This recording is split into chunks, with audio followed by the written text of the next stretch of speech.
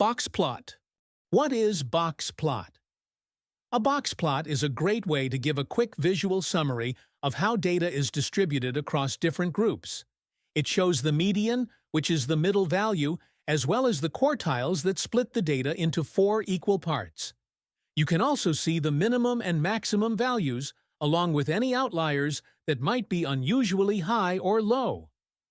On the plot, the x-axis usually represents different categories or factor levels, like departments, product lines, or time periods, and the y-axis shows the response variable we're measuring, such as sales, scores, or defect rates. This makes it easy to compare patterns, spot skewed data, and identify potential issues across multiple groups at a glance. Let's break down the parts of a box plot. First, the box itself represents the interquartile range, or IQR, which covers the middle 50% of the data from the first quartile to the third quartile. Inside the box, there's a line that marks the median, the central value of the dataset. Extending from the box are the whiskers, which show the minimum and maximum values within a reasonable range. If there are any outliers, they appear as individual dots beyond the whiskers. Now, what's the purpose of a box plot? It's primarily used to compare variation and central tendency across different groups.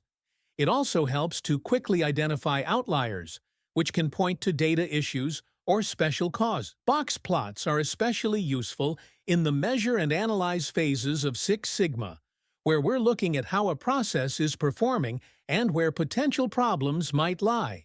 When interpreting a box plot, here are a few key things to look for. A tall box means there's more variation in the data. It's more spread out. A shorter box means the data is more consistent, with less variation. The position of the median line inside the box can also tell us about skewness. If it's closer to the bottom, the data is skewed high. If it's closer to the top, the data is skewed low. When comparing box plots across groups, if the boxes overlap a lot, it suggests there's no strong difference between the groups. Let's take an example. The medium temperature group has the smallest variation. Its box is short and tight. The high temperature group has the highest median, showing better performance or higher values. The low temperature group shows outliers on the low side, which could indicate special causes or data points that need further investigation. So, box plots quickly show us not just the center and spread, but also help highlight patterns and potential issues across different categories. Let's start with how to create a box plot in Minitab. Go to the Graph menu. Choose Box Plot. Select With Groups to compare categories. Then, select your response variable and your factor or grouping variable. Click OK, and your box plot is ready. Now, let's compare the box plot with a main effects plot. A main effects plot shows the mean differences across groups.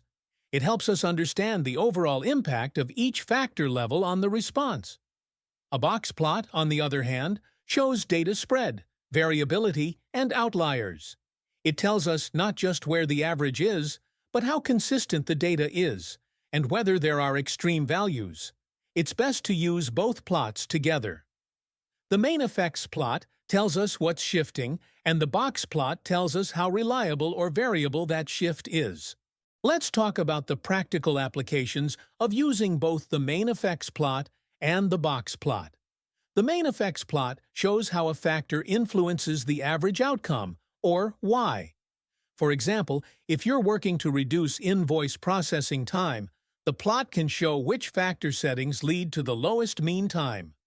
The box plot, on the other hand, reveals whether a factor helps to reduce variation, which is just as important. A lower average is great, but it's even better when the process is also consistent and stable. So when we combine these tools, the main effects plot helps us identify factor settings that improve the mean. The box plot helps us see which settings lead to less variation and fewer outliers. Key takeaway: Use both tools together to select optimal settings, ones that not only improve performance, but also make the process more reliable and predictable.